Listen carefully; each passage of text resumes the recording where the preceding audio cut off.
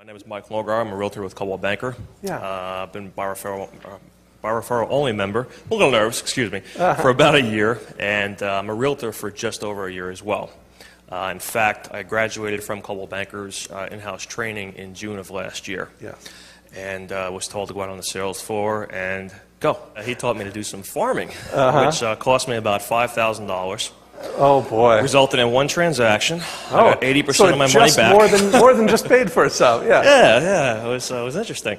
I realized I have a wife, 2 children, and I had a need for money now. So I got an email, came to the half-day seminar, came to the main event, thought it was great, became a member, went back and said, okay, what do I do now? Because I still needed money. I still had a lot of pressure on me at that point. So while I began to work with my coach to implement systems and to learn what it was all about, I still had that need to generate money. So I still was doing business the Coldwell Banker way. Okay. And I got this listing, and I tell you, it was a first-time homebuyer house. In my market, it was priced in the sweet spot. It was about $140,000. It was a ranch home. It should have generated a lot of interest, and it did. In fact, in I think it was just over 40 days, I got 52 showings on that property. Oh, wow. Yeah, which in this market, I don't know about the market down here, but for my area in Pennsylvania, that's phenomenal. And I thought, yeah, this is going to go. You know, yeah, not one offer. Not one. Nothing. I got a lot of negative comments, like it was renovated, but renovated cheaply, and everyone thought it was overpriced because people used things like indoor-outdoor carpet in there instead of regular carpet. And so I was sweating bullets at this point. So I said, okay. I went back to my office, and I opened up my bar-for-only book and said, what can I do here? Again, being a first-time home buyer house, I thought that would be the target market. Yeah. And I talked to the seller, and I says, look, I said, we're kind of priced right, but everyone thinks it's overpriced because you did update it, but very cheaply.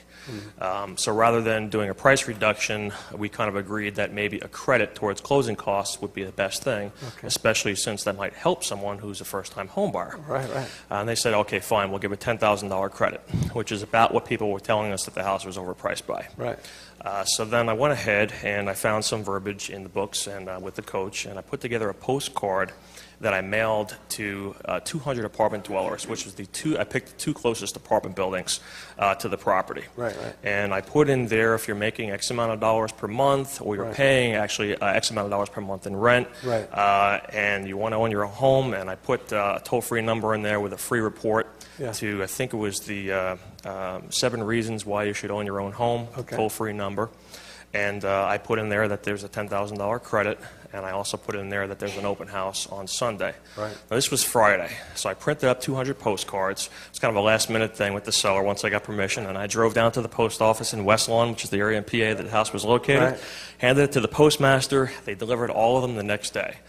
I got one phone call. This person left a message. Yes. So I put it out, and I put the free report in the mail to them that day on Saturday. Sunday came around, and I actually had someone to cover my open house for me, whom I work with in my office. Right. And that person showed up to the open house, and Monday they put in an offer. Oh, great.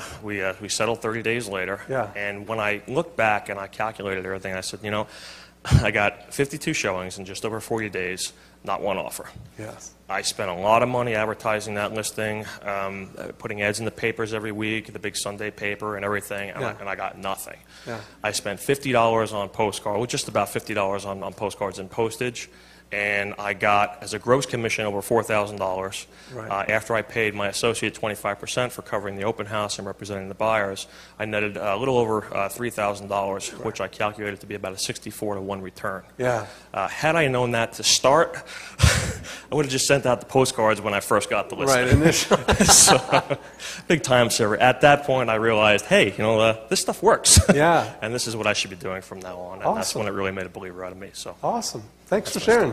That's great.